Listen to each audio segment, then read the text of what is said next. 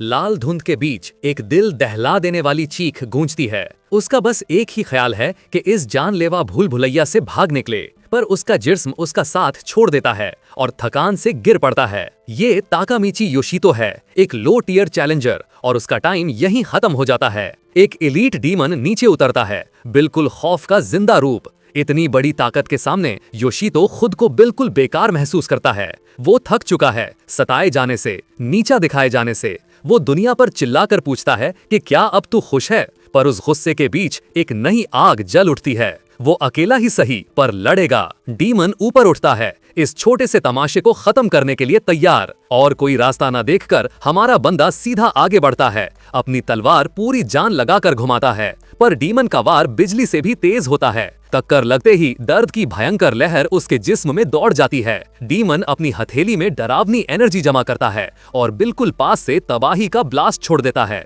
जमीन तक टूट जाती है उस जोर से। योशितो नीचे अंधेरे में गिरता चला जाता है। उसका हाथ अपने कातिल की तरफ बढ़ता है। डीमन जैसे एक ऐसा फ्यूचर देख लेता है जो उसे कभी मिलेगा ही नहीं। उसकी जर्नी शुरू होने से पहले ही खत्म हो जाती है। तभी अचानक एक हाथ उसका गिरना रोक लेता है। पर रुक, ये कोई रेस्क्यू नहीं है। सिस्टम मैसेज आ जाता है जो उसका फेट कंफर्म करता है। Welcome to the magic tower, एक रहस्यमयी टावर जो किसी भी समझ को चैलेंज करता है। ये टावर्स पूरी दुनिया में उभर आए हैं। अंदर तलवार, जादू और स्किल्स की दुनिया है, डरावने मॉन्स्टर से भरी हुई, पर साथ ही अनमोल खजाने और मैजिक स्टोन्स भी हैं। जो लोग इस खतरे का सामना करते हैं उन्हें चैलेंजर्स कहा जाता है। पर ये एडवेंचर सबसे बड़े रिस्क के साथ आता है, क्योंकि टावर के अंदर मौत मतलब असली जिंदगी में भी मौत। योशितो की होश धीरे धीरे वापस आती है। उसकी आंखें खुलती हैं और उनमें जाना पहचाना बैंगनी उजाला चमक उठता है। उसे भारी दिल के साथ एहसास होता है कि वो फिर मर चुका है। ये अब एक बदनसीब आदत बन चुकी है।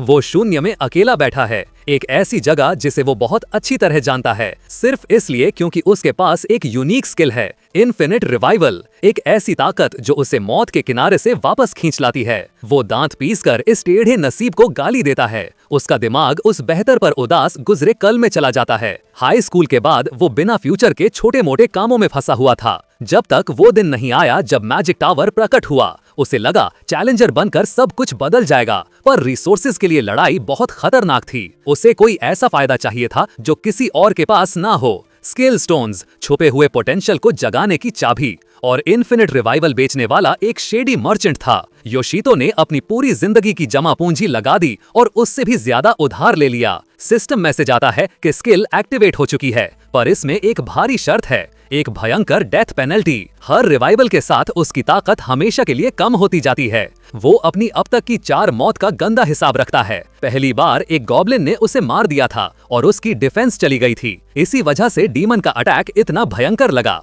हर मौत एक नया रैंडम नुकसान उसके स्टैट्स को देती है। टावर के अंदर तुम्हारे स्टैट्स ही तुम्हारा जिस्म होते हैं। वो इस ताकत के लिए गए कर्ज में फंस चुका है और एक ऐसी स्किल के साथ बंध चुका है जो सिर्फ दर्द लाती है, पर सिस्टम को उसकी फीलिंग से कोई मतलब नहीं। ये एंडलेस चक्कर उसे तोड़ने लगा है। रोशनी फिर से उसकी आंखों के सामने फैल जाती है और वो एक बार फिर खींच लिया जाता है, जैसे वो नियर डेथ एक्सपीरियंसेस को कार्ड्स की तरह कलेक्ट कर रहा हो। उसका जिस्म धीमा और बोझिल लगता है, पिछली हार की कीमत। पर ये वो जगह नहीं है जहां उसे होना चाहिए था। ये अजीब सी शांत हॉल किसी भी मैप में नहीं है। उसकी नजर दूर एक स्ट्रक्चर पर पड़ती है और जो वो देखता है उससे उसका दिल रुक सा जाता है। एक गोल्डन स्किल स्टोन, लेजेंडरी चीज, यही उसकी सारी प्रॉब्लम्स का जवाब हो सकता है। वो मुट्ठी भींच लेता है, उसका हौसला लोहे जैसा सख्त हो जाता है। कमरा बिल्कुल शांत है, कुछ ज्यादा ही शांत, पर उसका पहला कदम ही आखिरी साबित होता है। वो सीधा इंस्टेंट डेथ ट्रैप में घुस चुका होता है। दीवारों से पलक झपकते ही ब्लेड्स बाहर निकल आते हैं और एक पल में ही योशितो हार जाता है। सिस्टम शांति से उसकी मौत और रिवाइवल अनाउंस करता है। इस बार उसकी स्ट्रेंथ को भयंकर झटका लगता है। वो सांस के लिए तरसता है। भूत जैसा दर्द अभी भी ताजा है। ये जगह सिर्फ एक चीज के लिए बनी है, तुरंत मौत। रोशनी ऊपर से गिरती है जैसे उसकी तकलीफ का मजाक उड़ा रही हो, पर वो खुद को खींचकर खड़ा करता है और फिर से सामना करने के लिए तैयार हो जाता है। इस बार ट्रैप बदल चुका होता है। एक स्टोन गार्डियन की आंखें जानलेवा इरादे से चमक उठती हैं, और बस इतना ही। ये कमबैक बहुत छोटा साबित होता है। सिस्टम फिर से रिवाइवल के साथ एक और पेनल्टी कंफर्म करता है। इस बार उसकी एचपी को बड़ा झटका लगता है। वो और भी ज्यादा नाजुक हो जाता है। पर दर्द के बीच योशितो को आखिर समझ आ जाता है ये पूरा हॉल लालच करने वालों के लिए सिर्फ मौत का जाल है, एक ऐसा रास्ता जो पार करना नामुमकिन बनाया गया है। नॉर्मल हालत में यहाँ कोई भी जिंदा नहीं रह सकता, पर योशितो की हालत बिल्कुल नॉर्मल नहीं है। वो शायद टावर का सबसे कमजोर चैलेंजर हो, पर उसकी सबसे बड़ी कमजोरी ही उसकी सबसे बड़ी ताकत बन चुकी है। उसके पास वीडियो गेम के एमसी से भी ज्यादा लाइव्स हैं, और यहीं से उसकी जिंदगी का सबसे खौफनाक ग्राइंड शुरू होता है। कभी घूमती हुई ब्लेड उसे मार डालती है, कभी दबोचती हुई दीवार। उसके एमपी और टेक्निक के स्टैट्स टुकड़ों में टूट जाते हैं। बार बार वो खुद को ट्रैप्स में झोंक देता है। कभी बिजली से जला दिया जाता है, कभी आग में भुन जाता है, कभी पूरी तरह से कुचल दिया जाता है। हर रिवाइवल के साथ उसकी वाइटैलिटी और रेजिस्टेंस गिरती चली जाती है। जमीन से निकलते कांटों से वो छेप दिया जाता है। उसकी इंटेलिजेंस गिरती है और उसका दिमाग धुंधला सा होने लगता है, पर अपनी आखिरी हिम्मत जुटाकर वो आगे हाथ बढ़ाता है और उसकी उंगलियां गोल्डन स्किल स्टोन को छू लेती हैं। उसने जीत तो हासिल कर ली, पर इस जीत की कीमत बहुत ही ज्यादा थी। सिस्टम पूछता है कि क्या वो अपना इनाम यूज करना चाहता है, पर देखकर लगता है वो थोड़ा बिजी है, इसलिए सिस्टम खुद ही आगे बढ़कर काम कर देता है। उसे एक नई स्किल मिल जाती है, इन्वर्जन। योशितो की आंखें फौरन खुल जाती हैं और उसे अपने अंदर अजीब सा बदलाव महसूस होता है। मौत के पेनाल्टीज का वो भारी बोझ अब गायब हो चुका होता है। वो तुरंत अपना स्टेटस विंडो खोलता है और जो वो देखता है वो बिल्कुल नामुमकिन जैसा लगता है। अब तक जितने भी नेगेटिव इफेक्ट्स उसने झेले थे, सब के सब उल्टी तरफ घूमकर जबरदस्त पॉजिटिव बफ्स बन चुके थे। सिस्टम इस बदलाव को प्रोसेस करता है और उसके स्टैट्स उसकी आंखों के सामने चमक उठते हैं। एक मैसेज कंफर्म करता है कि उसे एक बिल्कुल नई स्किल मिली है, जिसका नाम इन्वर्जन है, और इसका इफेक्ट बिल्कुल सिंपल है। इस ताकत का मतलब योशितो पर बिजली की तरह गिरता है। उसकी इतनी सारी मौत से मिले सारे क्रिपलिंग डीबफ्स अब ताकत बन चुके हैं। वो इस चमत्कार के सोर्स की तरफ देखता है। गोल्डन स्किल स्टोन अब सिर्फ मिट्टी बन चुकी होती है। लगता है सिस्टम ने उसे अपने आप ही यूज कर लिया। वो थोड़ा उदास होता है कि एक लेजेंडरी आइटम यूज बेचने का मौका भी नहीं मिला, पर तब उसके दिमाग में एक और भी गहरी बात आती है। अब इस ताकत के साथ हर मौत उसे और ज्यादा स्ट्रांग बनाएगी। वो मुट्ठी भींचता है और पहली बार उसे असली ताकत का एहसास होता है। उसका रास्ता अब बिल्कुल साफ है। वो सबसे ज्यादा स्ट्रांग बनेगा, पर उससे पहले उसे इस रूम से बाहर निकलना होगा। वो फिर से उस जानलेवा हॉलवे की तरफ देखता है। यही आगे बढ़ने का एकमात्र रास्ता है और यहीं से भागना होगा। वो देखता है कि सारे ट्रैप्स फिर से रीसेट हो चुके हैं और अपने अगले शिकार का इंतजार कर रहे हैं।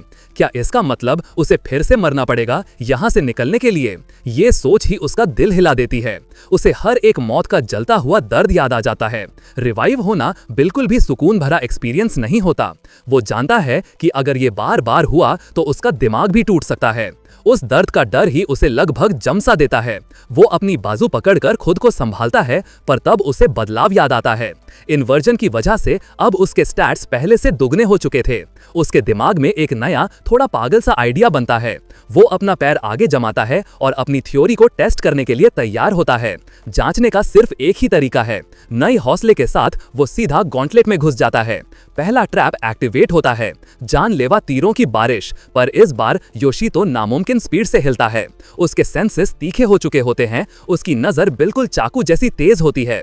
वो एक भी चोट खाए बिना इस मौत के जाल के बीच से निकल जाता है। जमीन से भले उगलते हैं, पर वो उनसे पहले ही आगे बढ़ चुका होता है।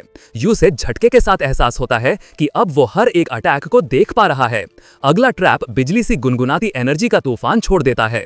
वो अपने जिस्म को और ज्यादा तेज चलने के लिए मजबूर करता है। वो एक धुंधला सा साया बन जाता है, तबाही के बीच नाचता हुआ। हॉल का अंत नजर आने लगता है, पर ट्रैप्स अभी खत्म नहीं हुए होते। वो खुद को गाली देता है कि इतनी स्पीड के बावजूद भी वो धीमा है। वो एक अटैक के नीचे से फिसलता है और अगले के लिए पहले से तैयार होता है।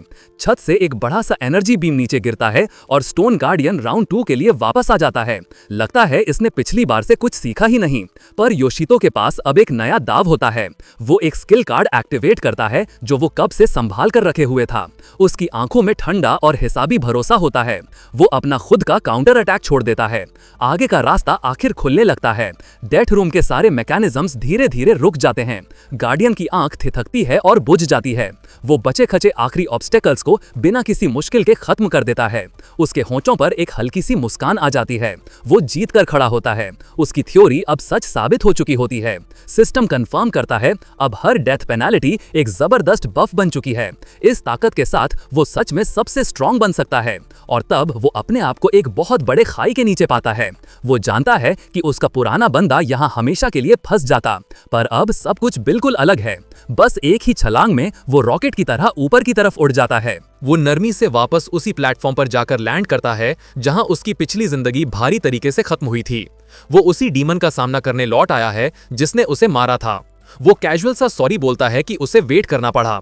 डीमन झपटता है पर योशितो आसानी से बच जाता है। क्रीचर रुक जाता है क्योंकि उसे महसूस होता है ये पहले वाला कमजोर बंदा नहीं है।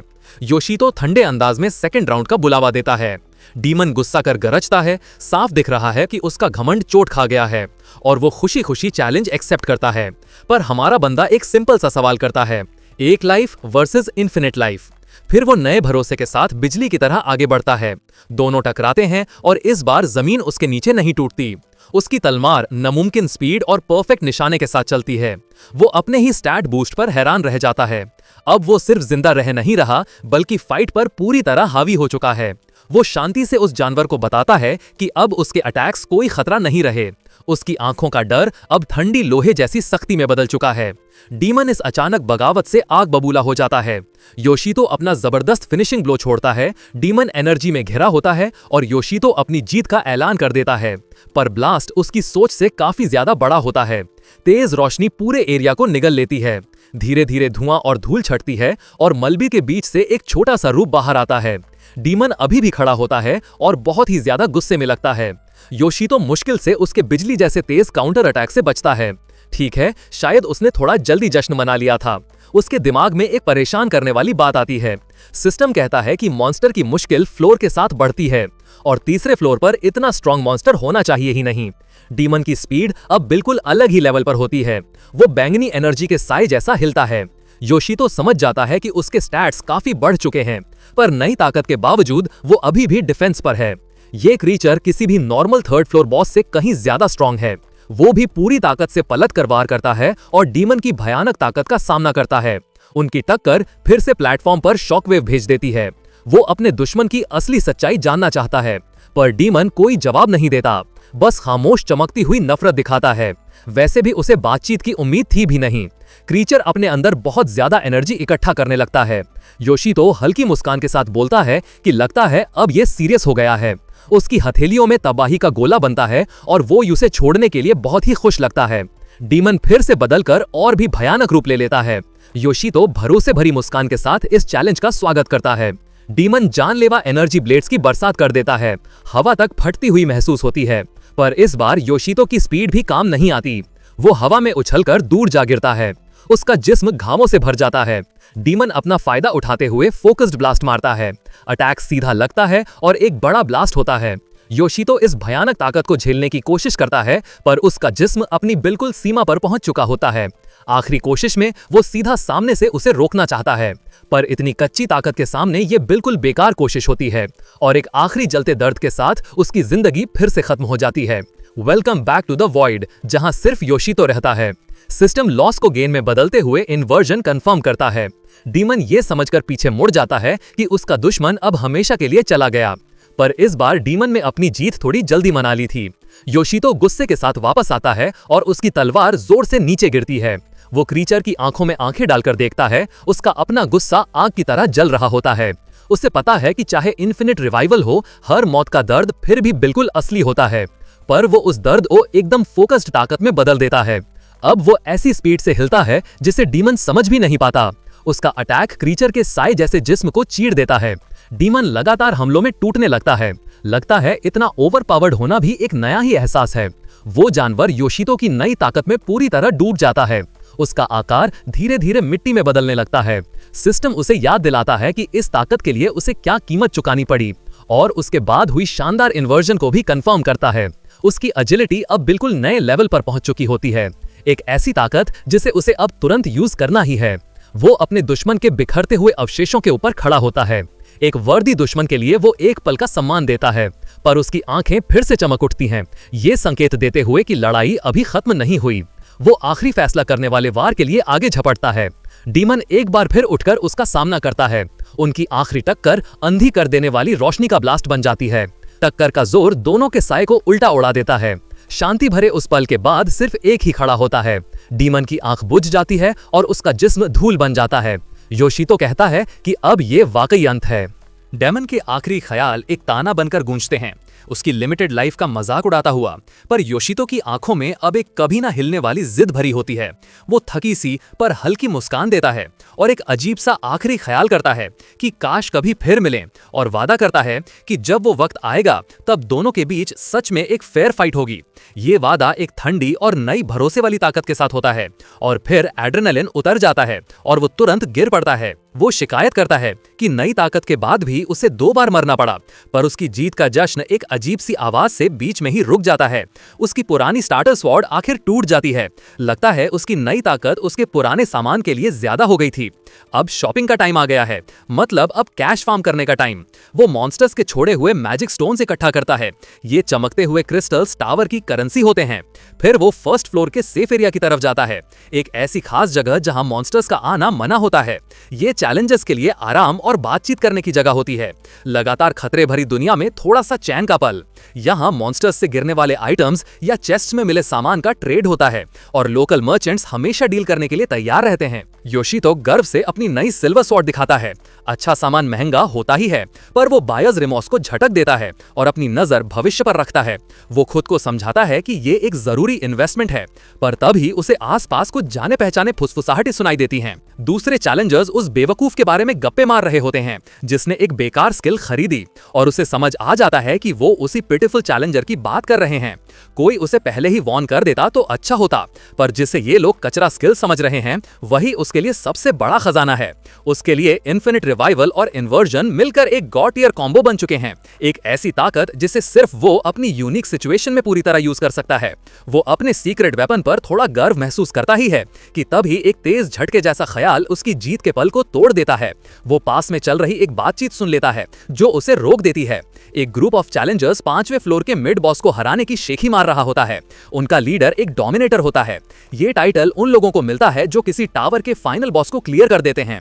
फाइनल बॉस हारते ही पूरा टावर दुनिया से गायब हो जाता है और जीतने वाले को एकदम यूनिक और जबरदस्त इक्विपमेंट मिलता है। डोमिनेटर्स को आमतौर पर इज्जत मिलती है, पर यह बंदा नोगेही कुछ ज्यादा ही ओवर लगता है।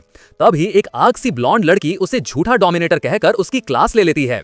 ये अचानक हुई टक्कर सबको हैरान कर देती है। वो कहती है कि उसे ये टाइटल सिर्फ इसलिए मिला क्योंकि उसने एक इजी लोटिया टावर क्लियर किया था। उसकी फ्रेंड यूरी उसे शांत करने की कोशिश करती है, पर माना बिल्कुल भी रुकने वाली नहीं होती। वो बोलती है कि नोगेही उन रिवॉर्ड्स को चुराना चाहता है जो उन्होंने पहले ढूंढे थे। यूरी ज्यादा संभल कर चलने की बात करती है और कहती है कि स्ट्रॉन्ग पार्टी को रिस्क लेने देना चाहिए, पर माना का घमंड उसे पीछे हटने नहीं देता। नोगेही घमंड से बोलता है कि मामला उसके हक में ही निपट गया है। वो लड़कियों को साइड में हटकर एक रियल प्रो का काम देखने को कहता है। अपना यूनिक गियर दिखाता है, एक शील्ड जिसका मार्केटिंग पिच ही काफी ओवर कॉन्फिडेंट होता है।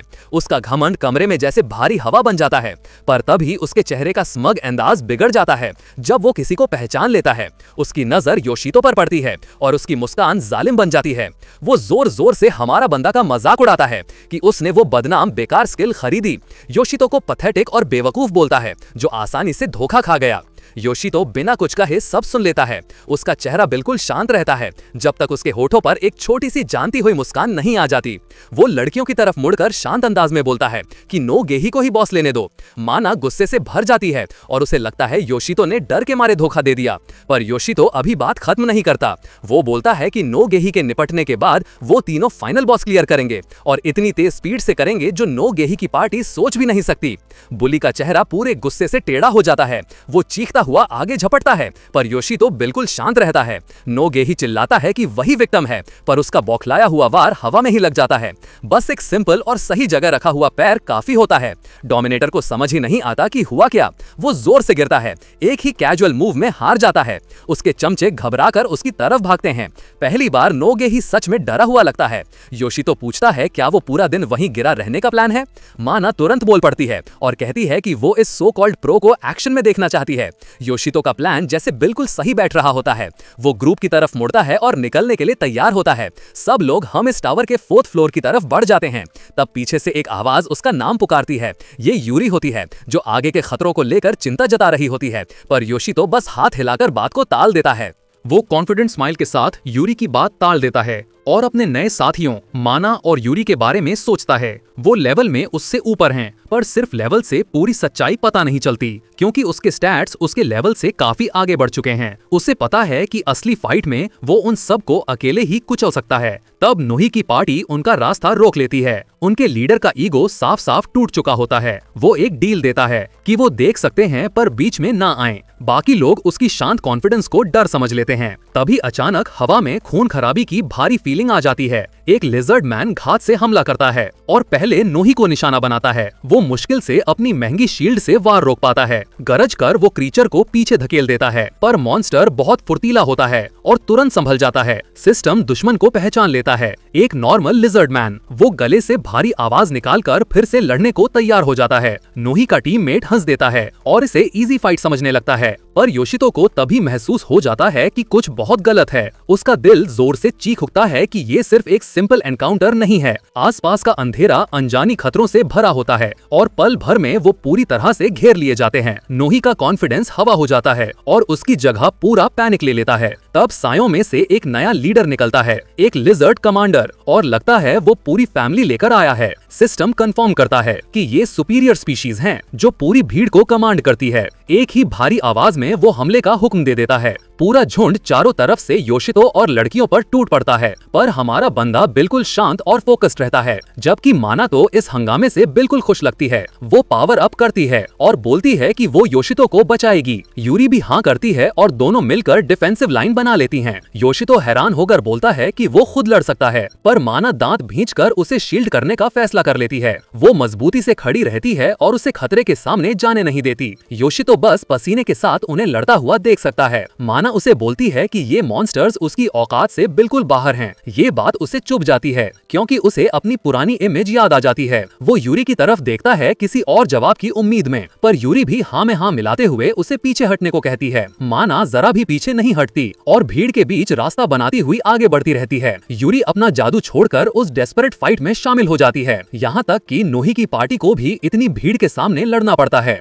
योशितो चिल्लाता है, यू से लगता है जैसे सब उसे साइडलाइन कर रहे हों। उसका हाथ कांप रहा होता है, डर से नहीं बल्कि गुस्से से। वो अपना हाथ नीचे गिरा देता है और उस पर एक हार मान लेने वाली फीलिंग छा जाती है। वो अकेला खड़ा रहता है जब सब उसे बचाने के लिए लड़ रहे होते हैं। उनकी नजर में वो अभी भी सिर्फ एक बोझ है। ये फीलिंग बिल्कुल बर्दाश्त नहीं होती कि वो बिल्कुल बेकार समझा जा रहा है। उधर नोही की पार्टी को भी गमंड का कड़वा सबक मिल रहा होता है। जो खुद को प्रो समझ रहे थे वो पूरी तरह से दब जाते हैं। नोही के एक चमचे को एक ही जबरदस्त वार में उड़ा दिया जाता है। वो जोर से जमीन पर गिरता है और उसका कॉन्फिडेंस टूट जाता है, यहाँ तक कि डोमिनेटर नोही भी डर के मारे जम सा जाता है और फिर बिल्कुल डरपोको जैसा वो भागने का फैसला करता है। पर योशितो तुरंत समझ जाता है कि ये प्लान पहले से ही बना हुआ था। उसके नीचे का फर्श अचानक टूट जाता है और वो सीधा अंधेरे में गिर जाता है। माना और यूरी बस डर के मारे उसका नाम पुकार सकती हैं। उसे समझ नहीं आता कि ट्रैप ने उसे ही क्यों निशाना बनाया, जबकि हर्मीस टावर अपने जानलेवा सरप्राइजेस के लिए मशहूर है और हमारा बंदा सीधा एक और सरप्राइज में गिर चुका होता है।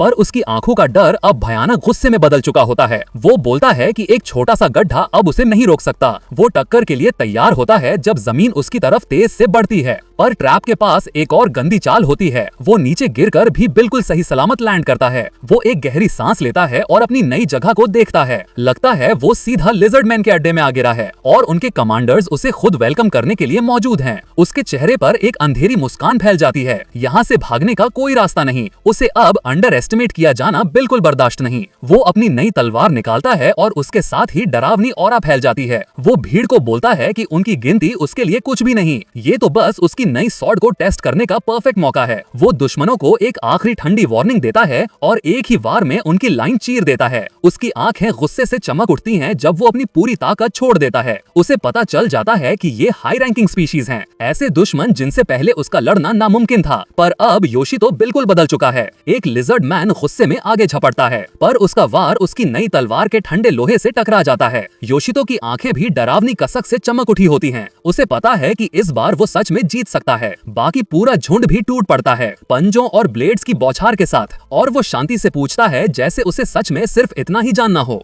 वो प्रॉब्लम क्या है जैसे पूछता है। अंधेरे से एक लाल आंख चमकती हुई घूरती है। वो सही समझ जाता है कि ये सब उसके लिए पहले से बिछाया गया जाल था। पागल सी मुस्कान के साथ वो उनको बुलाता है, आओ और मुझे पकड़ो। मॉन्स्टर्स गुस्से से दहाड़ते हैं उसकी इतनी बड़ी हिम्मत देखकर। वो तबाही का तूफान बन जाता है, पूरी भीड़ को काटते हुए आगे बढ़ता है। उसे ताकत का जोर महसूस होता है। उसे पता है अब वो सबको अकेला ही संभाल सकता है। अब वो कमजोर बंदा नहीं रहा जिसे बचाना पड़ता था। अब वो प्रोटेक्टेड रहने वाला भी नहीं रहा। अब खेल पलट चुका है और अब मॉन्स्टर्स खुद डर रहे हैं। वो उन्हें छेड़ता है, पूछता है क्या तुम्हें मौत से डर लगता है। वो कहता है उसे ये एहसास बहुत अच्छे से पता है और उसी एहसास के साथ वो एक और की जिंदगी खत्म कर देता है। आखिरी कमांडर सिर्फ कांप सकता है डर के मारे। घोंसला साफ होने के बाद उसके सामने एक बड़ा सा गेट खड़ा होता है। उसे लगता है यही ऊपर वाले फ्लोर का रास्ता होगा। भारी पत्थर के दरवाजे उसके पीछे बंद हो जाते हैं। वो रास्ते से निकलकर वापस उसी जगह आ जाता है जहां से वो गिरा था। वो थका हुआ सांस लेता है और अपनी पार्टी को देखता है। यूरी दौड़कर उसके पास आती है, राहत से उसका नाम पुकारते हुए। वो तुरंत उसे चेक करती है कि कहीं चोट तो नहीं लगी। उसके चेहरे पर हल्का सा स्माइल आ जाता है, खुश होती है कि वो सेफ है। यूरी बताती है कि वो मदद करना चाहती थी पर नीचे जाने का कोई रास्ता नहीं मिला। माना हैरान होकर पूछती है क्या तुम मॉन्स्टर्स से बच निकले। योशितो की आंखें सख्त हो जाती हैं। वो सोचता है कितना सच बताना चाहिए। वो चालाकी वाली मुस्कान के साथ बात को टाल देता है और बस इतना कहता है नोप। सीन सीधा हरे हुए लिजर्ड के पहाड़ पर चला जाता है। हाँ बिल्कुल, कोई प्रॉब्लम ही नहीं हुई। वो जल्दी से टॉपिक बदल देता है और नगाही की पार्टी के बारे में पूछता है। माना गुस्से से बताती है कि वो डरपोक उसे मारने के लिए छोड़कर बॉस के पास भाग गया। योशितो बस कंधे उछाकर कहता है नौही वैसे ही बंदा है। फिर वो अपनी दूसरी ज्यादा चिंता करने वाली साथी की तरफ देखता है। हल्का सा स्माइल देकर वो यूरी को थैंक यू बोलता है कि उसने उसकी टेंशन ली। लड़कियां उसकी शांत और संभाली हुई हरकत देखकर थोड़ी हैरान होती हैं, पर उनकी ये मिलन वाली घड़ी तब टूट जाती है जब एक अकेला बचा हुआ लिजर्ड मैन अंधेरे से कूद कर आता है। उसकी तलवार सीधा यूरी की तरफ होती है। योशितो जोर से उसका नाम चिल्लाता है। उसका बचाने वाला जज्बा जाग उठता है। यूरी जम सी जाती है, अचानक हुए अटैक के सामने बिल्कुल लाचार। पर योशितो एक भूत की तरह हिलता है, लाल और काले रंग का धब्बा बनकर। वो जोर से जमीन पर गिरता है और अपने आप को उसके सामने ढाल बना लेता है। माना हैरानी से बस देख सकती है उसकी नामुमकिन स्पीड। उसकी नई तलवार आसानी से मॉन्स्टर के जानलेवा वार को रोक लेती है, पर माना को अब भी लगता है कोई कमजोर बंदा आखिरी पल में हीरो बन गया। वो अपना एक जबरदस्त वार छोड़ती है और उस क्रीचर को खत्म कर देती है। वो गहरी सांस छोड़ती है और कहती है काफी क्लोज कॉल था। वो शान से नीचे उतरती है जबकि योशितो गिरे हुए दुश्मन के ऊपर खड़ा होता है। वो अपनी चमकती हुई तलवार को देखता है, अभी भी अपनी ताकत को समझने की कोशिश कर रहा होता है। यूरी हकलाते हुए थैंक यू बोलती है। उसका दिल अभी भी जोर जोर से धड़क रहा होता है। वो दिल से उसकी जान बचाने के लिए शुक्रिया अदा करती है। योशितो बस गाल खुजाकर कहता है अच्छा हुआ मैं टाइम पर पहुंच गया। मीनवाइल पूरा क्रेडिट खुद ले रही होती है। वो उसकी तरफ घूरकर पूछती है तुम इतनी जल्दी कैसे रिएक्ट कर गए। वो कॉन्फिडेंट स्मर्क देता है, अब अपनी कीमत साबित करने के लिए तैयार। वो दोनों को सीधा बोल देता है कि अब वो सिर्फ बोझ नहीं रहा। तीनों हर्मीस टावर के 5वें फ्लोर की तरफ बढ़ते हैं। वो आगे आगे चलता है, लड़कियां पीछे उसके अचानक बदले हुए अंदाज के बारे में सोचती रहती हैं। वो थोड़ी देर के लिए अपना सिस्टम लॉक चेक करता है। लिजर्ड कमांडर्स को हराने से उसके 2 लेवल एक साथ बढ़ गए होते हैं। उसे समझ आता है कि लेवल बढ़ने से मिलने वाले स्टैट्स इन्वर्शन से अफेक्ट नहीं होते, पर उसे नंबर्स में कुछ और अजीब भी दिखता है। लड़कियां जब इधर उधर ध्यान दे रही होती हैं, वो अंदर ही अंदर छोटी सी जिंदगी वाली सोच में डूब जाता है। उसके इन्वर्टेड डेथ पेनल्टी से जो स्टैट्स मिले थे वो बहुत ज्यादा थे, जबकि लेवल अप से मिले स्टैट्स उनके सामने बहुत ही छोटे लग रहे थे। उसके चेहरे पर धीरे धीरे शैतानी मुस्कान फैल जाती है। उसे अब समझ आ जाता है कि उसकी पावर कितनी ज्यादा टूटी हुई है। यूरी की आवाज उसे उसके पावर वाले ख्यालों से बाहर खींच लाती है। वो 5वें फ्लोर के मिड बॉस के कमरे तक पहुंच चुके होते हैं। माना बताती है कि हर्मीस टावर में लगभग 10 फ्लोर होने चाहिए। वो और यूरी ही पहली थी जिन्हें ये मिड बॉस रूम मिला था, पर जब वो तैयारी करने गई तब नौही की पार्टी ने उन पर अटैक कर दिया। ये याद आते ही वो गुस्से से भर जाती है। यूरी शांति से उसके सर पर हाथ फेरती है जैसे किसी गुस्से वाले पपी को शांत कर रही हो। योशितो कमरे के अंदर झांकता है और कंफर्म करता है कि नौही आगे ही है। वो लड़कियों को वार्न करता है कि मिड बॉस को हल्का मत लेना। उसके माथे से पसीने की बूंद टपक जाती है। ये मजाक का वक्त नहीं है। वो एक कदम मजबूती से आगे बढ़ाता है और बिना रुके बॉस चेंबर के अंदर घुस जाता है। वो देखता है कि नौही का एक चमचा पहले ही जमीन पर मारा पड़ा है। इतनी तबाही का सीन देखकर वो पल भर के लिए रुक जाता है। अचानक कमरे के पार एक जबरदस्त अटैक चमक उठता है। गिरा हुआ चैलेंजर चिल्लाता है, उसका काम तमाम होने ही वाला होता है, पर योशितो बिजली की तरह लपक कर उस बंदे को खींचकर सेफ जगह पर ले आता है। नोई घूम कर देखता है, हैरान हो जाता है कि जिस लड़के को वो मरा हुआ समझकर छोड़ आया था वो अभी भी जिंदा है। नोई योशितो से कहता है कि असली खतरे को ध्यान से देख ले। 5वें फ्लोर का मिड बॉस अपना असली रूप दिखा देता है। सिस्टम उस क्रीचर को एक खौफनाक ऑर्क लॉर्ड बताता है। वो सीधा दौड़ कर आता है, उसकी भारी कुल्हाड़ी हवा को चीरते हुए नीचे गिरती है। योशितो घबराकर चिल्लाता है, सच में उस घमंडी चैलेंजर के लिए फिक्र दिखाता हुआ। पर नोई ही हंसकर कहता है, अपनी दया अपने पास रख। वो अपनी शील्ड से ऑर्क लॉर्ड के वार को सीधा सामने से रोक लेता है।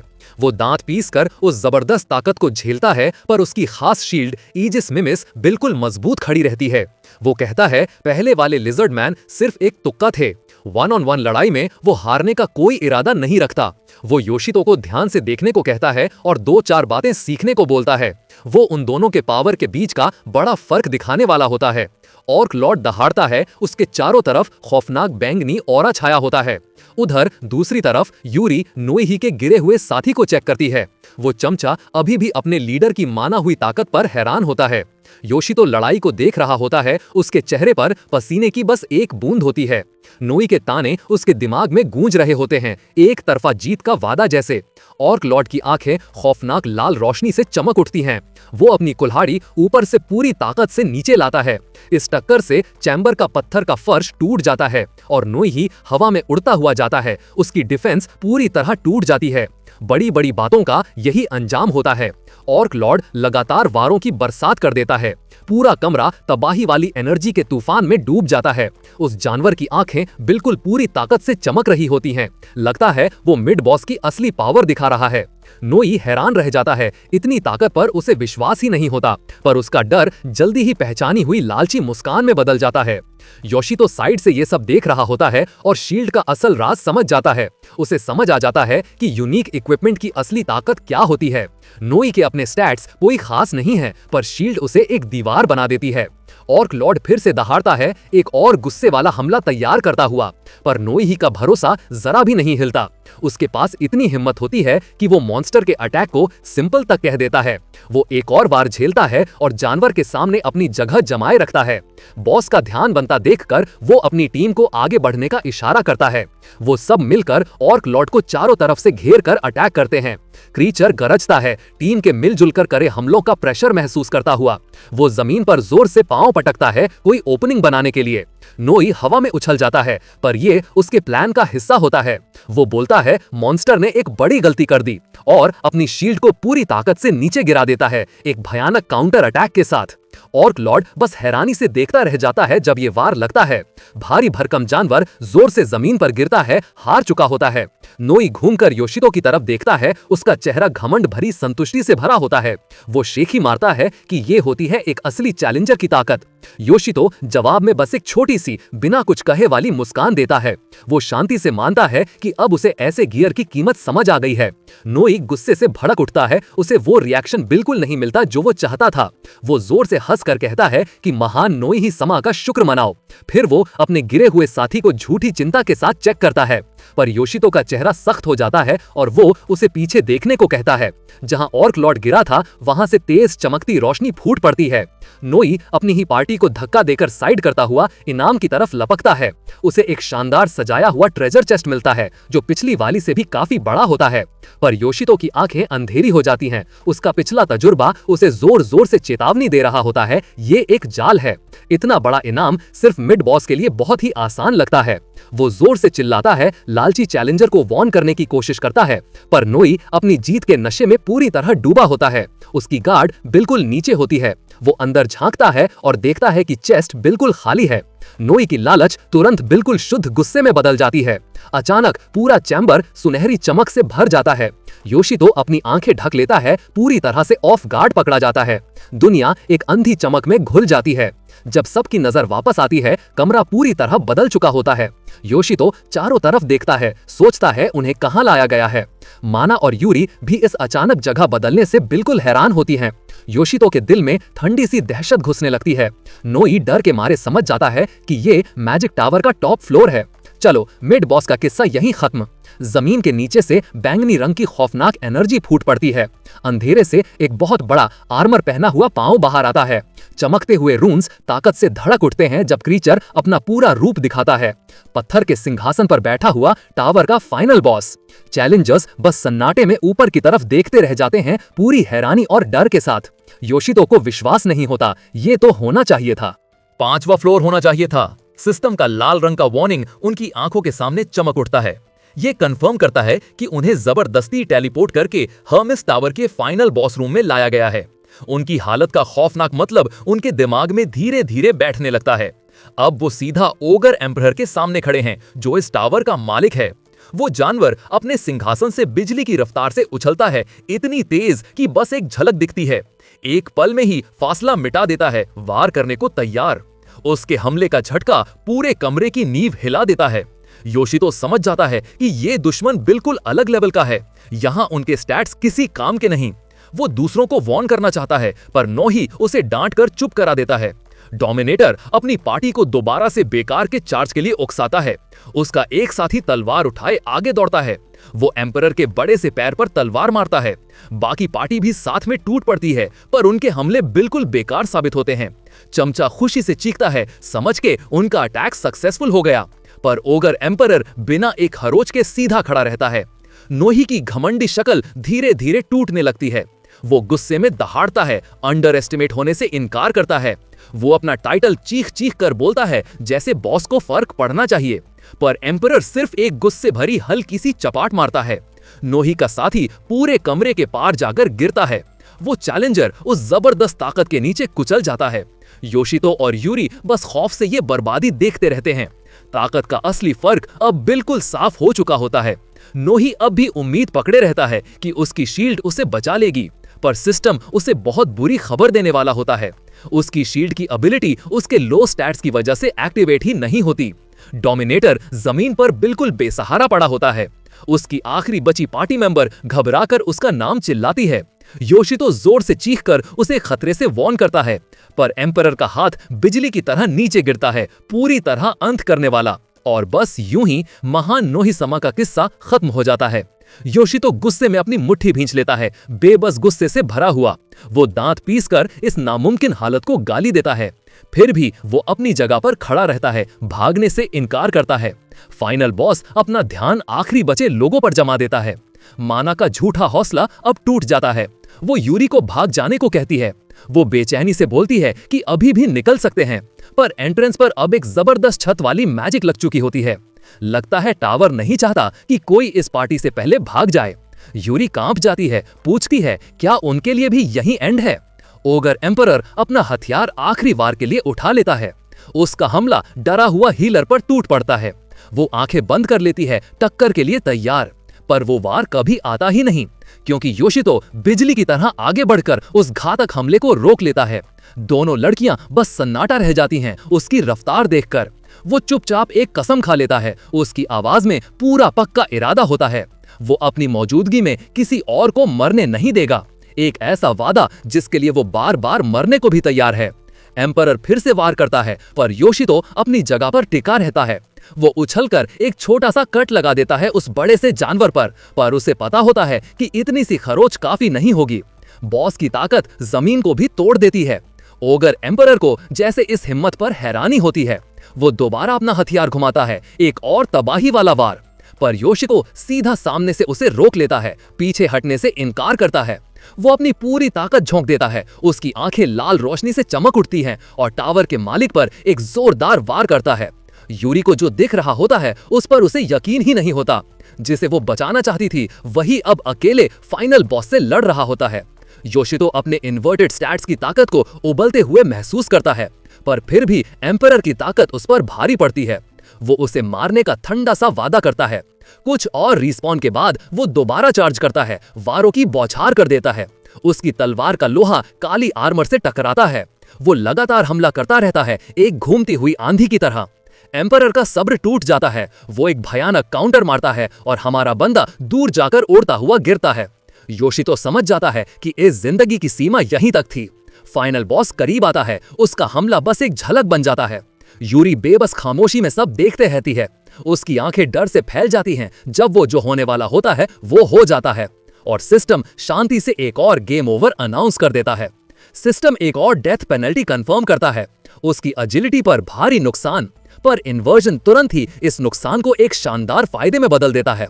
वो फिर से उठ खड़ा होता है। उसकी आंखें इस वादे से चमक रही होती हैं कि वो कभी नीचे पड़ा नहीं रहेगा। लड़कियां बस उसे देखते रह जाती हैं। अब आखिरकार उन्हें उसकी यूजलेस स्किल की असली हकीकत समझ आ जाती है। माना को याद आता है कि हर रिवाइवल की एक बहुत बड़ी कीमत होती है।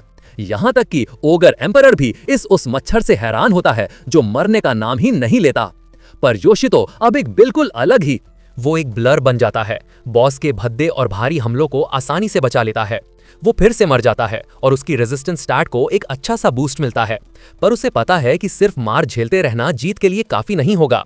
फाइनल बॉस को गिराने के लिए उसे सिर्फ जिंदा रहने से ज्यादा चाहिए। वो लगभग भीख मांगते हुए सिस्टम से एक और डेथ पेनल्टी मांगता है।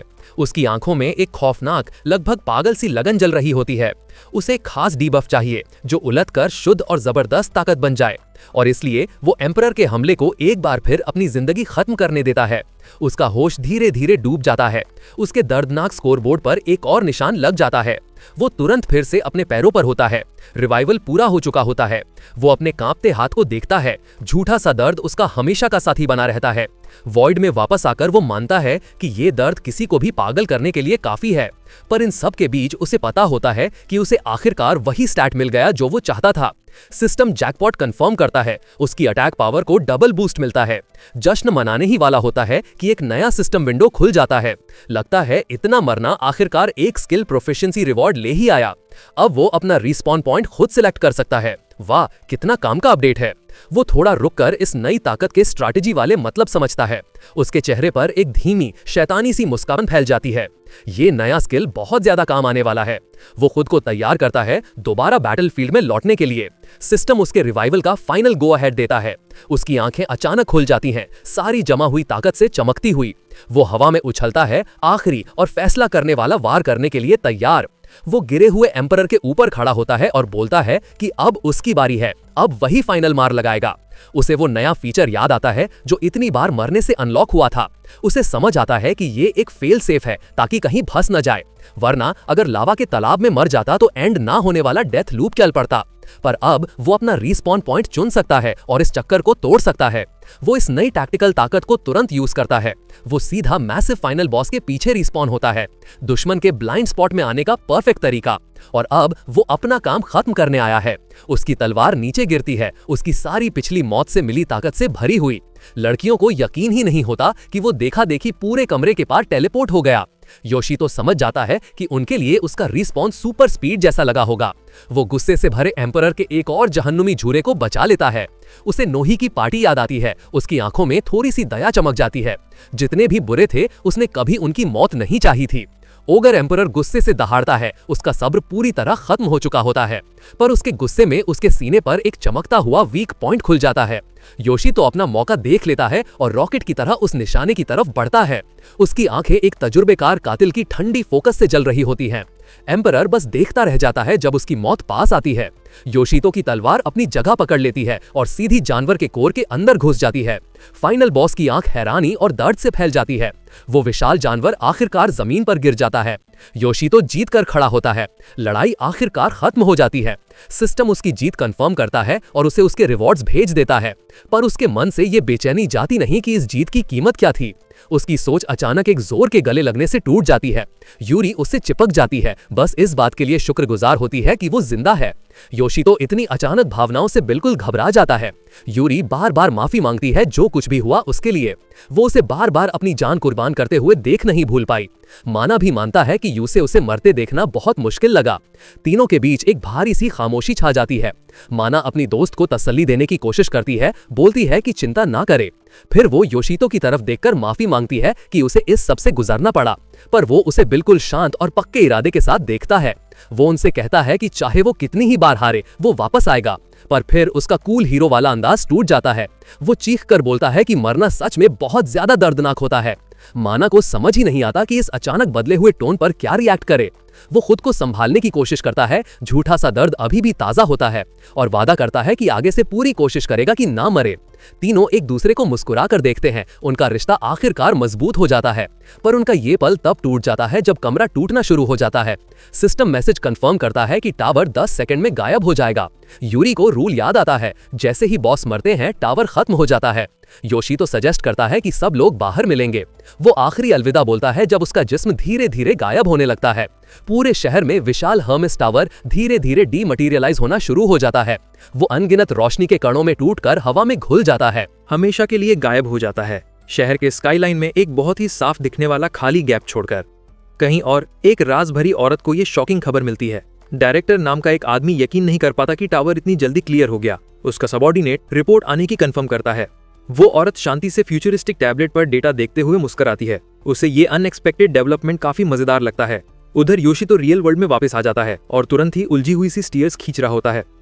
उसको और बाकी चैलेंजर्स को बिना किसी तमीज के सीधा सड़क पर डंप कर दिया जाता है। भीड़ बस देखती रह जाती है जब हर्मीस टावर बिल्कुल गायब हो जाता है। योशी तो थोड़ा रुककर अपनी इतनी बड़ी अचीवमेंट को समझने की कोशिश करता है। वो अपने हाथ को देखता है जिस हाथ ने फाइनल ब्लो दिया था। वो मुट्ठी भींचता है, सीने में गर्व और ताकत की लहर दौड़ती है, लेकिन तुरंत ही वो कॉन्फिडेंस सोशल ऑकवर्डनेस में बदल जाता है।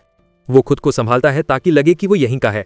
चैलेंजर्स के बीच ये खबर आग की तरह फैल जाती है। सब सोचने लगते हैं कि कौन सा हाई रैंकर टावर क्लियर करके गया। योशी तो अपने मन में अपनी विक्ट्री स्पीच प्लान कर रहा होता है, लेकिन नोही के पार्टी का अंजाम याद आते ही उसका मन उदास हो जाता है।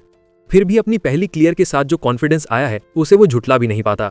वो सोचता है कि बिना नोटिस हुए चुपचाप निकल जाए, लेकिन उसका भागना एक पहचानी आवाज रोक लेती है। माना और यूरी उसे ढूंढ लेती हैं और लूट के बारे में सवाल करने लगती हैं। उनकी मुलाकात पूरी भीड़ का ध्यान खींच लेती है और कुछ पहचानी शक्लें भी हमारे बंदे को पहचान लेती हैं। उस मर्चेंट को भी जो उसे बेकार स्किल बेच गया था। जिस कमजोर बंदे को उसने ठगा था, आज वही हर्मीस का डोमिनेटर बन चुका है। सिचुएशन ऑकवर्ड हो जाती है तो योशी तो डिसाइड करता है कि टैक्टिकल रिट्रीट ही सही रहेगा और वो लड़कियों के साथ एक शांत सी बैक एली में भाग जाता है। वो चैन की सांस लेता है, आखिरकार भीड़ से दूर। लगता है फेम के साथ बहुत पर्सनल सवाल भी आते हैं और माना का बिना सोचे बोल देना सिचुएशन को और बिगाड़ देता है। यूरी उसे याद दिलाती है कि डोमिनेटर होने के साथ स्पॉटलाइट भी आती है। वो इस टाइटल के बारे में सोचता है। अभी तक उसे पूरा यकीन नहीं होता कि ये उसका ही है। एक अजीब सा एहसास होता है, रातों रात जीरो से हीरो बन जाना। उसे पता है ये सब उस स्किल की वजह से हुआ जिससे बाकी सब गलती बोलते थे। तभी यूरी उसे एक ज्यादा जरूरी बात पर वापस ले आती है। वो उससे पूछती है स्किल की डेथ पेनल्टी के बारे में, कि इसकी कीमत क्या चुकानी पड़ती है। वो पूछती है कि वो कैसे ऐसी स्किल चला सकता है जो उसे तोड़ देनी चाहिए थी। योशी तो रुकता है, सही शब्द ढूंढने की कोशिश करता है, क्योंकि अपना गॉड टियर कॉम्बो समझाना आसान नहीं होता। यूरी तुरंत बोल देती है कि अगर उसे अनकंफर्टेबल लग रहा हो तो समझाने की जरूरत नहीं। वो उसकी बात पर सोचता है, थोड़ा रुकता है, लेकिन बोलने ही वाला होता है कि अचानक एक ख्याल उसके दिमाग में आता है। वो अपनी स्टैट्स विंडो खोलने की कोशिश करता है, लेकिन नहीं खुल पाती। उसे एक बेसिक रूल याद आता है, मैजिक टावर के बाहर सिस्टम काम नहीं करता। एक हेल्पफुल इन्फोग्राफिक कंफर्म करता है कि सिस्टम सिर्फ टावर के अंदर ही एक्टिव होता है। रियल वर्ल्ड में सारी स्किल्स और स्टैट्स सील हो जाते हैं। ये सिस्टम इसलिए बनाया गया है ताकि पावर्ड अप चैलेंजर्स बाहर हंगामा न कर सकें। लेकिन जैसे हर रूल का एक एक्सेप्शन होता है, वैसे ही यहाँ भी है। जहां टावर खड़ा था वहां हल्की सी मैजिकल एनर्जी अभी भी बची रहती है। योशितो को हर्मीस टावर की प्रेजेंस अपने आसपास महसूस होती है और इसी वजह से वो अपनी सिस्टम विंडो फिर से एक्सेस कर पाता है। लड़कियां पास आ जाती हैं उसके हार्ड अर्न रिवॉर्ड्स देखने के लिए बेचैन। वो उन्हें बताता है कि उसे एक यूनिक इक्विपमेंट मिला है जीत के बदले। उसका इन्वेंट्री एक नया वेपन दिखाता है, फोसेमिनोज। वो लेजेंडरी आइटम को रिवॉर्ड स्क्रीन से सिलेक्ट करता है। तेज रोशनी चमकती है और वेपन उसके हाथ में आ जाता है। एक यूनिक रेड कलर की तलवार अब उसकी पकड़ में होती है। लड़कियां उसे तुरंत पहचान लेती हैं। ये हर्मीस क्लियर करने का one in a kind reward है। योशितो अपनी नई सॉर्ट फोसेमिनोस को एक कॉन्फिडेंट स्मग के साथ पकड़ता है। वो उसे 2-3 बार घुमाता है, पहले से ही अगले कॉन्क्वेस्ट का सोचकर। लड़कियां उसकी अचानक बैटल रेडीनेस से थोड़ी सी डर जाती हैं। तभी माना के चेहरे पर एक चमक आती है, जैसे उसे कोई जबरदस्त आइडिया आ गया हो।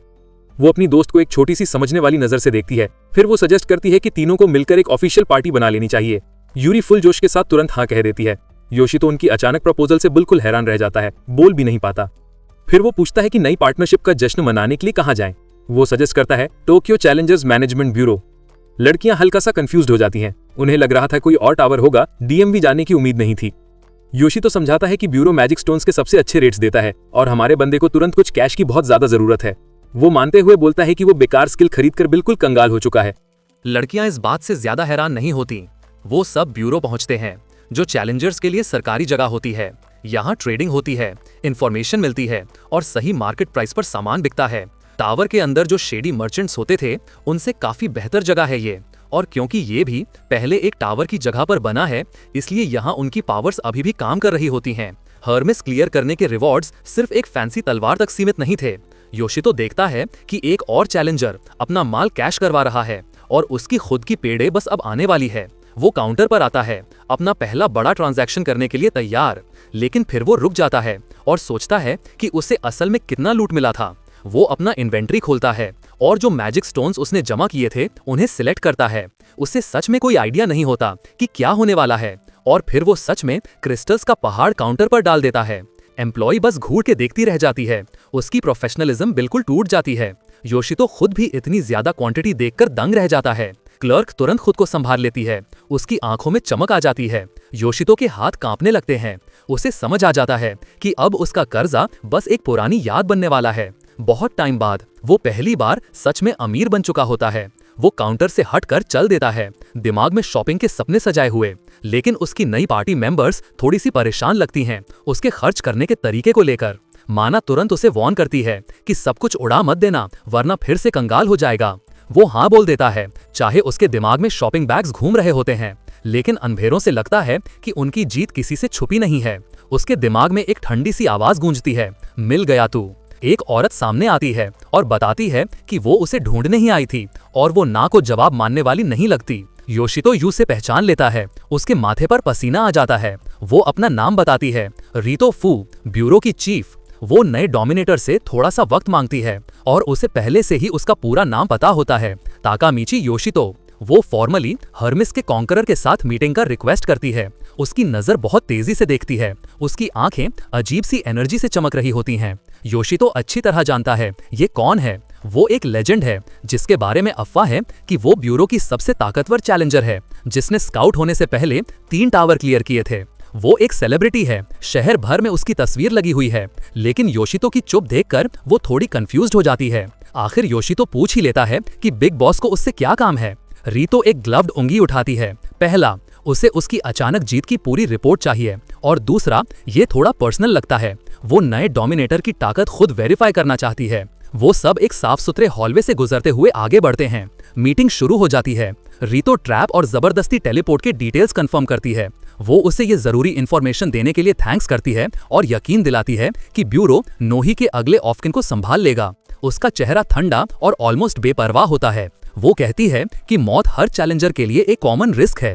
फिर वो उसकी तरफ देखती है, उसका टोन थोड़ा बदल जाता है और वो एक सिंपल पर गहरा सवाल पूछती है, दर्द होता है ना? ये शब्द उसे किसी भी फिजिकल चोट से ज्यादा जोर से लगते हैं। वो समझ जाता है कि वो अब सिर्फ नोही की बात नहीं कर रही, वो उस बेचैनी की बात कर रही होती है जो लोग मौत के सामने महसूस करते हैं। वो उस दर्द की बात करती है जब कोई अपना बैटलफील्ड में गिर जाता है। वो किस्मत जिसे नोही की पार्टी अच्छी तरह जानती है। उसकी बातें योशितो के दिल पर सीधा वार करती हैं, क्योंकि उसे बाकी सबसे ज्यादा पता है कि ये दर्द कितना गहरा होता है। वो थोड़ा झुक जाता है। उसकी कई जिंदगियों का बोझ अचानक बहुत भारी लगने लगता है। रीतो यू से बताती है कि दूसरों के लिए शोक मना पाना भी एक लग्जरी होती है। फिर वो यू से ब्यूरो के ट्रेनिंग रूम में ले जाती है इंटरव्यू के दूसरे हिस्से के लिए। रीतो एक होलोग्राफिक डिस्प्ले खोलती है, टेस्ट की तैयारी करती है। एक नॉर्मल ट्रेनिंग स्वॉर्ड उसकी तरफ फेंकी जाती है। योशितो यू से पकड़ लेता है, उसकी ग्रिप अभी भी थोड़ी शेकी होती है। वो नोटिस करता है कि ब्लेड बिल्कुल डल है, लेकिन रीतो बोलती है कि इसी से टेस्ट होगा। वो उसे आने वाली चीज के लिए रेडी होने को कहती है। एक ही कदम में वो ट्रायल का सिग्नल दे देती है। वो सीधा चैलेंज देती है, उसकी असली ताकत नापने के लिए फाइट। वो समझाती है कि डोमिनेटर की स्ट्रेंथ समझना उसका फर्ज है। योशितो को समझ आ जाता है कि ये कोई ऑप्शनल एग्जाम नहीं है। माना हमेशा सपोर्ट देने वाली दोस्त बोलती है कि चीफ को सीधा उड़ा देना कहना आसान होता है। योशितो जबरदस्ती मुस्कुराता है, प्रेशर उस पर साफ दिख रहा होता है। फिर उसका चेहरा सख्त हो जाता है। अगर लड़ना ही है तो वो पूरी ताकत से लड़ेगा। रीतो पूछती है क्या वो रेडी है, और वो शांत सी हाँ बोल देता है। वो खुद को संभाल कर ब्यूरो की लेजेंडरी चीफ के सामने खड़ा होता है। लेकिन रीतो यू से याद दिलाती है कि वो खुद भी एक कॉन्करर है और यू से हल्का मत समझना। आखिरी शब्द के साथ वो मैच शुरू होने का ऐलान करती है, और एक ही पल में वो आंखों से गायब हो जाती है और अगले ही पल सीधा उसके सामने आ जाती है।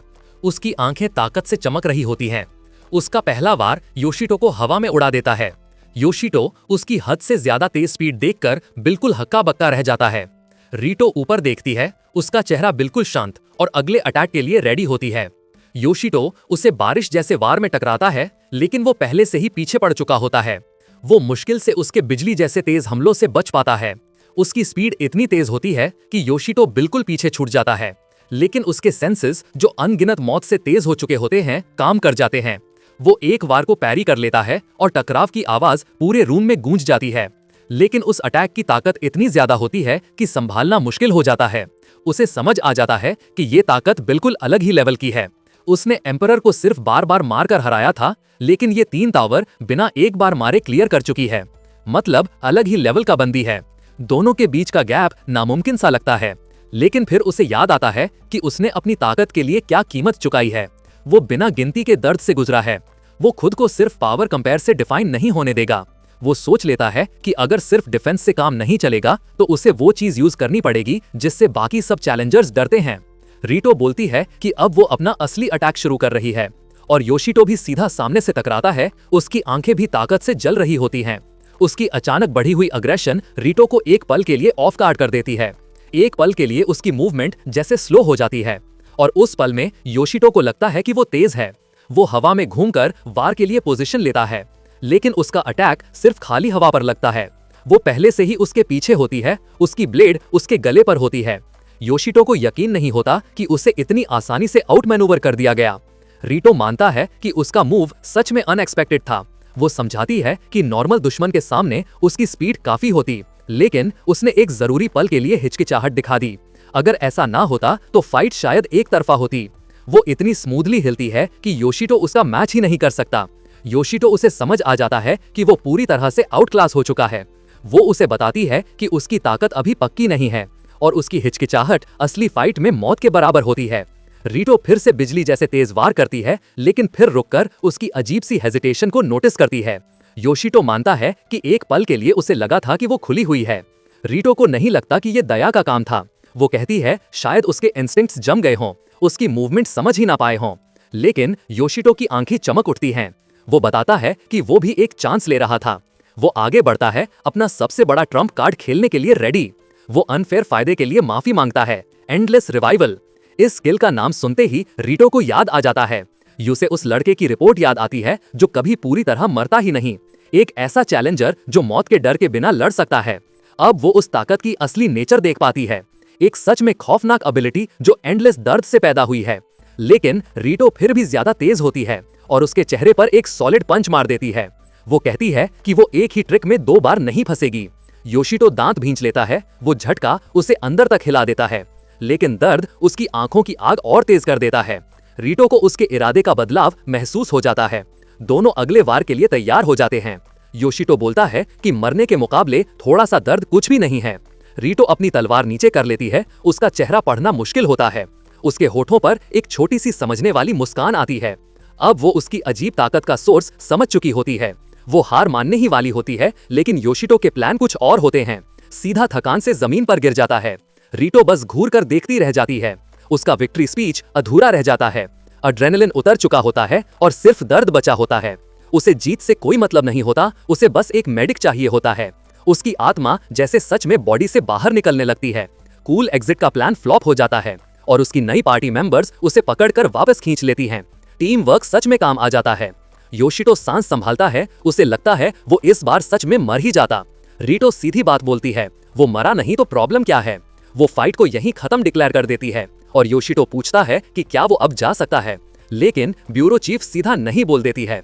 वो बताती है कि अब उसकी ताकत ऑफिशियली वेरीफाई हो चुकी है और इसी वजह से उसके लिए एक स्पेशल रिक्वेस्ट है। उसकी पार्टी समझ जाती है कि ये लेजेंडरी ब्यूरो रिक्वेस्ट है जिसके साथ बहुत बड़ा रिवॉर्ड होता है। आखिर एक चीज जो हमारा बंदा समझ पाता है। योशितो हमेशा प्रैक्टिकल रहने वाला पहले डिटेल्स पूछता है। वो बताती है कि कुछ घंटे पहले एक नया टावर अपीयर हुआ है। उसका एंट्रेंस सील है और वो चाहती है कि योशितो ही अंदर जाए। उसका मिशन होगा टावर में घुसकर इंफॉर्मेशन जमा करना। ये मैच टावर है।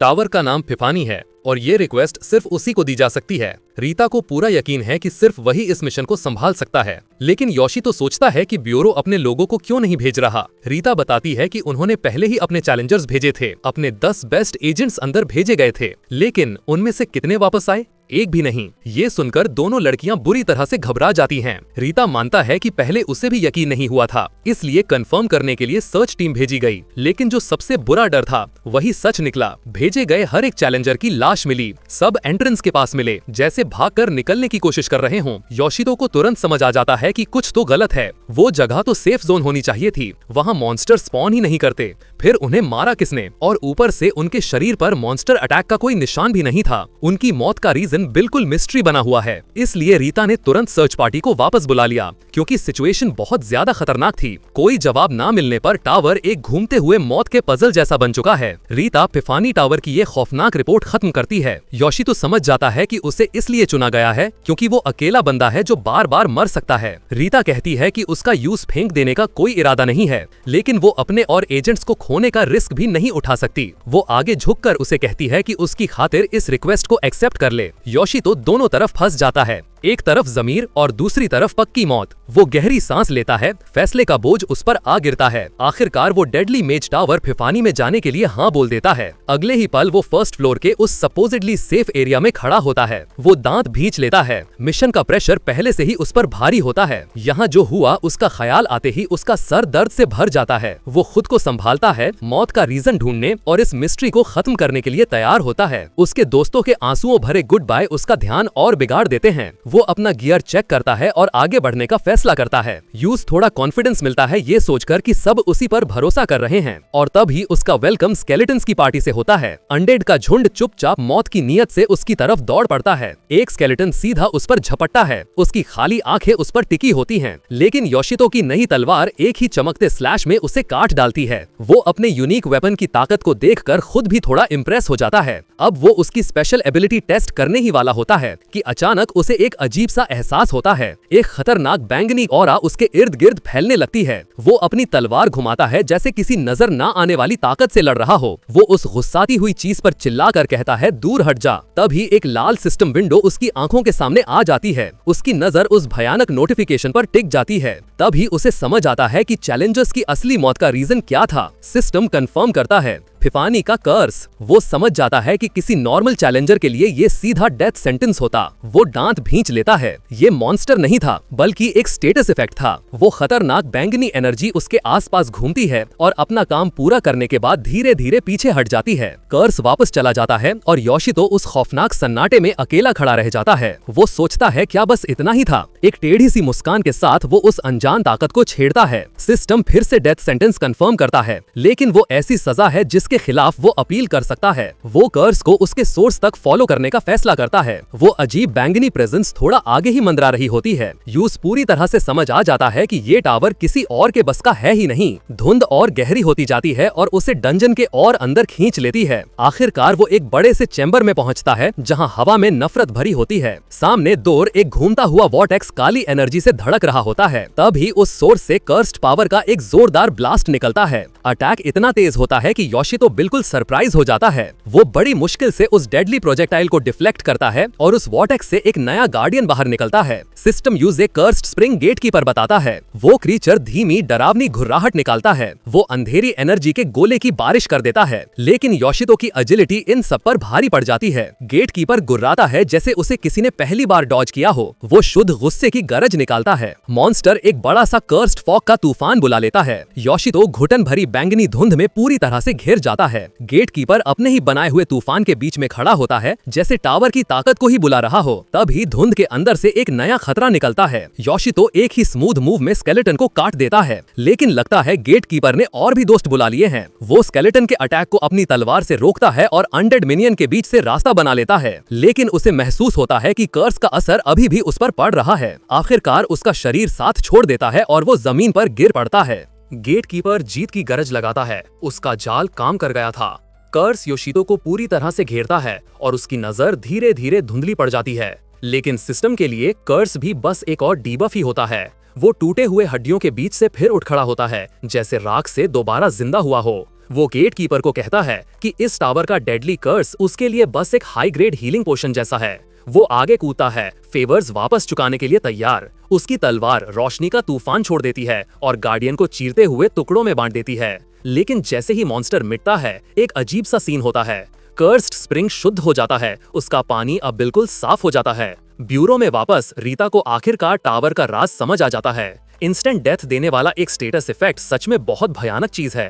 वो पूछती है, क्या इस डेडली ट्रैप का कोई तोड़ भी है? योशितो थोड़ी स्मग मुस्कान के साथ बोलता है कि वो एक सुवेनियर वापस लाया है। वो रीता की तरफ एक छोटी सी शीशी उछालता है जो प्रोफैनी को जीतने की चाबी है। रीता चमकते हुए लिक्विड को ध्यान से देखती है जो उसकी मेहनत का फल था। ये प्रोफैनी का होली वाटर था, कर्स का परफेक्ट एंटीडोट। वो समझाता है कि इसके साथ ये टावर अब डेथ सेंटेंस नहीं रहा। वो सिर्फ 3rd फ्लोर तक ही जा पाया था वापस आने से पहले, लेकिन उसने कंफर्म कर लिया था कि हर फ्लोर पर अपना एक कर्स्ड स्प्रिंग होता है। पूरा टावर शुद्धिकरण और सर्वाइवल का एक पजल है। रीता समझ जाती है कि इस जानकारी के साथ टावर अब खोला जा सकता है। वो ऑफिशियली उसका मिशन सक्सेसफुल डिक्लेयर करती है और उसकी मेहनत का बहुत बड़ा रिवॉर्ड उसके हाथ में थमा देती है। पेमेंट का साइज इतना बड़ा होता है कि ब्यूरो चीफ खुद भी कुछ पल के लिए चुप रह जाती है। योशितो को लगता है शायद ये कम है, लेकिन रीता जिद करके कहती है कि ये बहुत ज्यादा है। मतलब बंदा फिर से रिच हो गया। वो महसूस करता है कि सारे रिवॉर्ड्स मिलाकर रकम बिल्कुल ही रिडिक्यूलस है,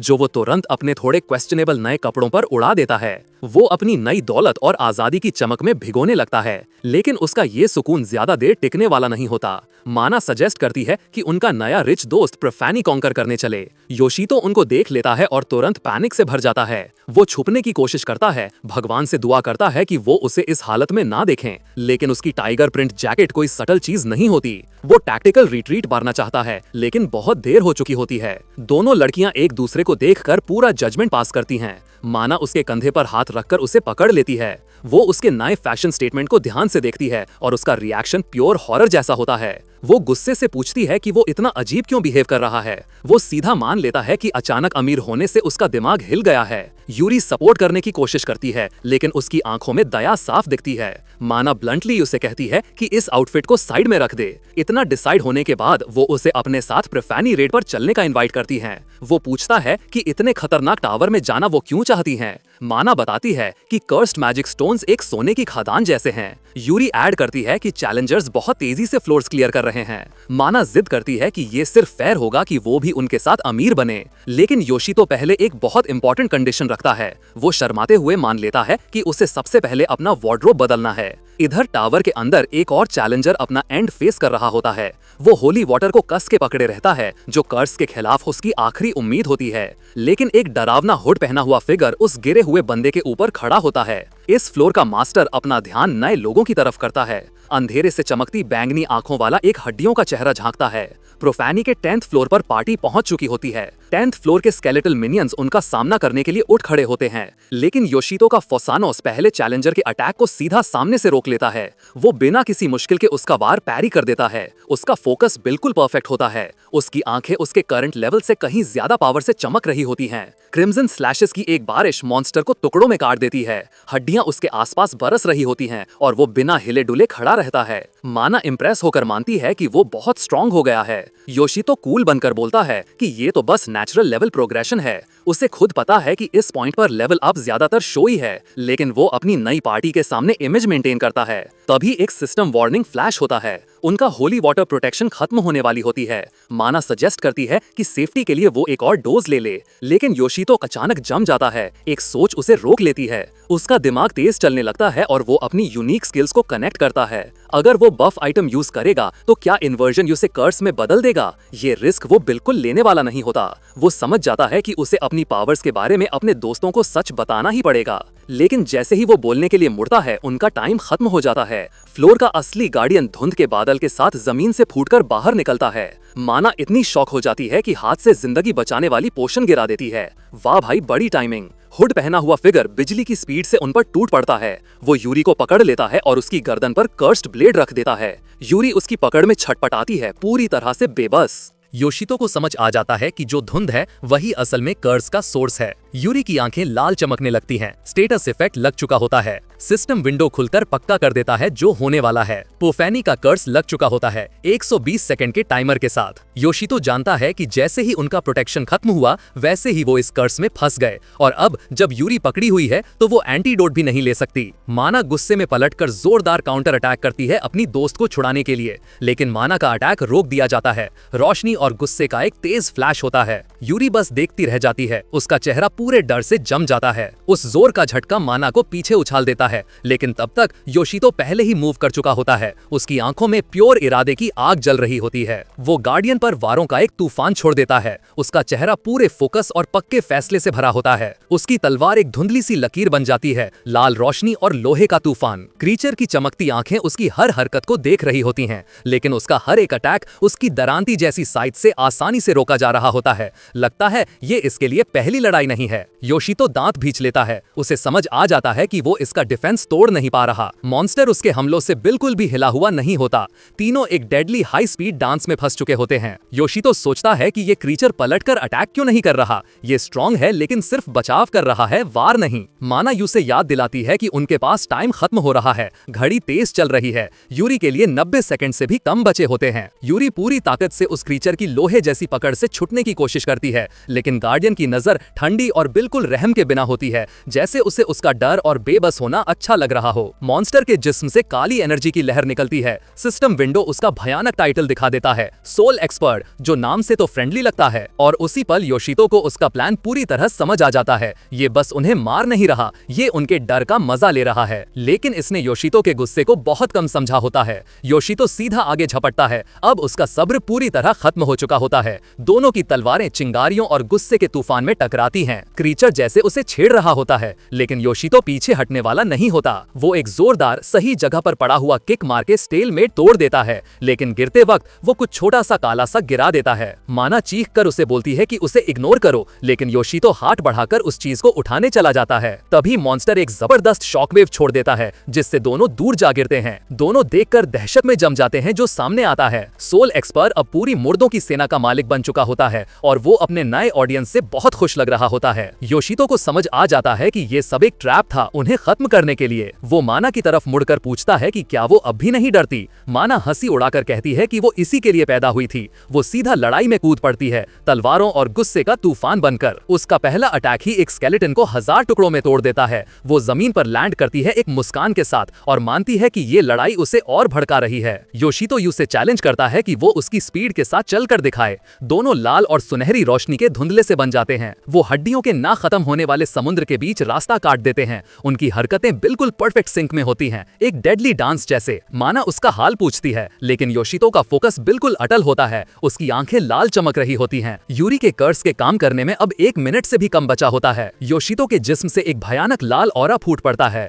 वो बोलता है कि वो खुद ही आगे का रास्ता बनाएगा। उसका अटैक भीड़ को ऐसे चीरता है जैसे शुद्ध रोशनी की एक बीम हो। वो रिंग को ऊपर उठाता है। उसे पता होता है कि इसे कोई और यूज नहीं कर सकता। वो बिना एक पल भी सोचे कर्स्ड आइटम पहन लेता है। उसकी उंगली पर एक अजीब सजावट वाली रिंग आ जाती है। सिस्टम कंफर्म करता है 5 सेकंड में डेथ सेंटेंस। वाह भाई, क्या चॉइस है। लेकिन इन्वर्जन की वजह से ये डेथ सेंटेंस अब एक हीलिंग स्पेल बन चुका होता है। अब जब पूरा हील आने वाला होता है, उसे डिफेंस की जरूरत नहीं होती। वो बॉस पर सीधा एक जबरदस्त अटैक छोड़ देता है। लाल स्लैश मिनियंस के बीच से साफ रास्ता काट देता है। सोल एक्सपर्ट जैसे इस चैलेंज का स्वागत करता है। योशितो की आंखें जल उठती हैं। वो अपनी असली पावर दिखाने के लिए तैयार होता है। अब उसकी तलवार की स्पेशल स्किल छोड़ने का टाइम आ चुका होता है। वो अपनी स्वॉर्ड की स्पेशल स्किल एक्टिवेट करता है, 7 स्ट्राइक असॉल्ट, एक हाई रिस्क कॉम्बो जो एक बार भी इंटरप्ट हुआ तो फेल हो जाता है। सोल एक्सपर्ट उसे रोकने के लिए आगे बढ़ता है। यूरी अभी भी उसकी पकड़ में होती है, लेकिन उसका काउंटर अटैक लग जाता है और योशितो को जोर का झटका लगता है। यूरी पूरी दहशत में सिर्फ उसका नाम पुकार पाती है। योशितो दांत भींच लेता है। दर्द उसे अपने पुराने नापसंद दोस्त जैसा लगता है,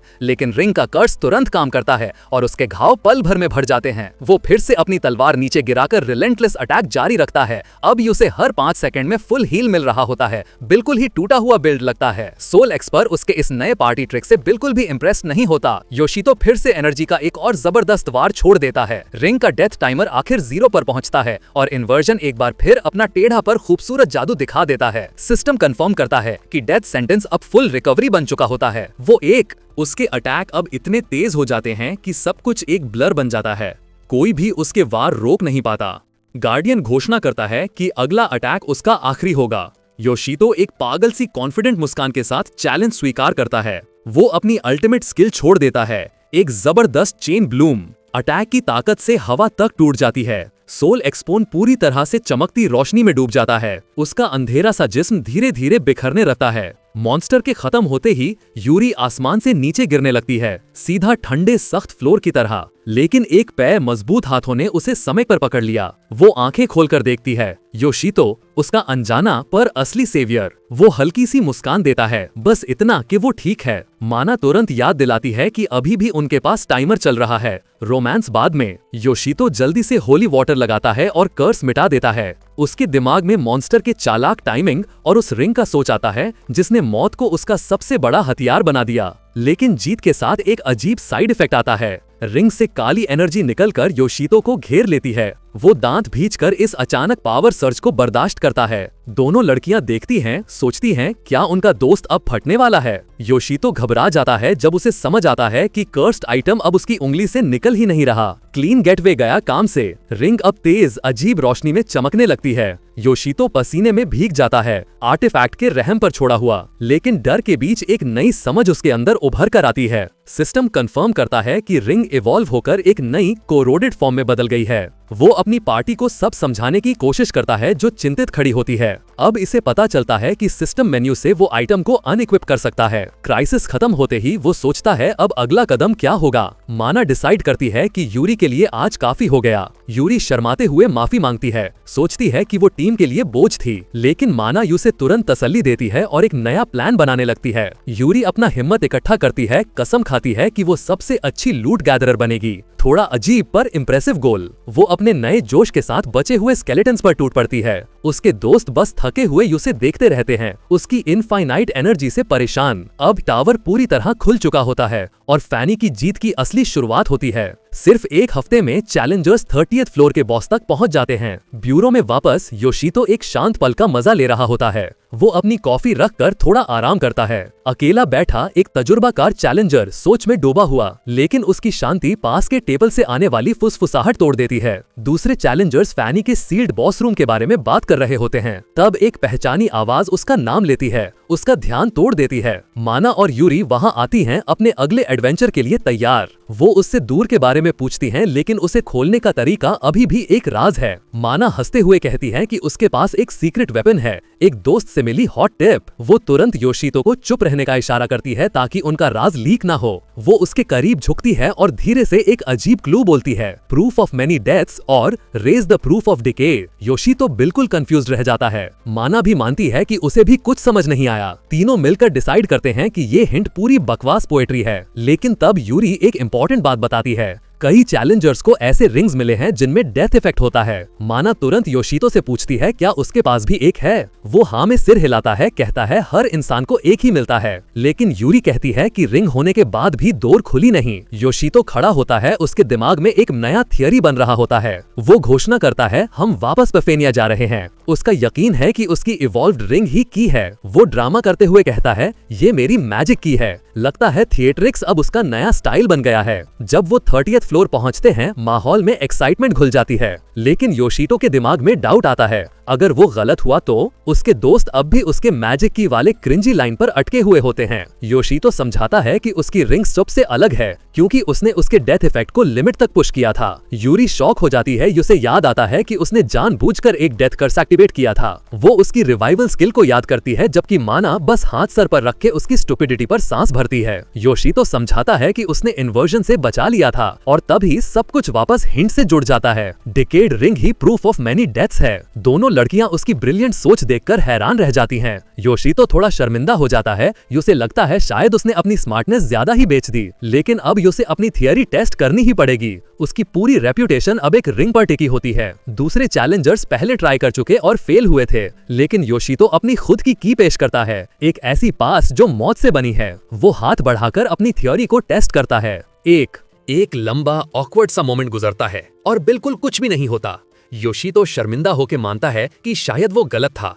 ड्रामेटिक एंट्री का सत्यानाश। लेकिन तब डिकेड रिंग तेज चमकने लगती है। बड़े बड़े पत्थर के दरवाजे उसकी अलौकिक ताकत पर रिएक्ट करते हैं और एक भारी सी घरघराहट के साथ आगे का रास्ता खुल जाता है। योशितो चैन की सांस लेता है, लगभग रो ही देता है। उसकी इज्जत बच जाती है, लेकिन उसकी खुशी तुरंत एक भयानक एहसास से दब जाती है। वो ताला खोलने में इतना लगा रहा कि दरवाजे के पीछे जो मॉन्स्टर है उसे भूल ही गया और 30th फ्लोर का बॉस कोई मामूली दुश्मन नहीं होने वाला। ये ओगर एम्परर से भी ज्यादा ताकतवर हो सकता है। वो अपने दोस्तों की तरफ देखता है, माथे पर पसीने की बूंद। वो टैक्टिकल रिट्रीट का सजेशन देता है, लेकिन एक अंधेरी सी हाथ का कुछ और ही प्लान होता है। उसकी आंखें डर से फैल जाती हैं जब उसे अंधेरे के अंदर खींच लिया जाता है। लड़कियां बस उसका नाम चीख पाती हैं जब वो अंदर घसीट लिया जाता है। वो घूमता घूमता सीधा बड़े खाली बॉस चेंबर के अंदर जा गिरता है। जमीन पर जोर से टकराने की आवाज गूंज उठती है। वो खुद को संभाल कर उठता है, दिल जोर जोर से धड़क रहा होता है। बाहर से माना चीख कर उसे खतरे के बारे में वॉर्न कर रही होती है, लेकिन तभी बड़ा सा दरवाजा धड़ाम से बंद हो जाता है, उसे अंदर ही बंद कर देता है।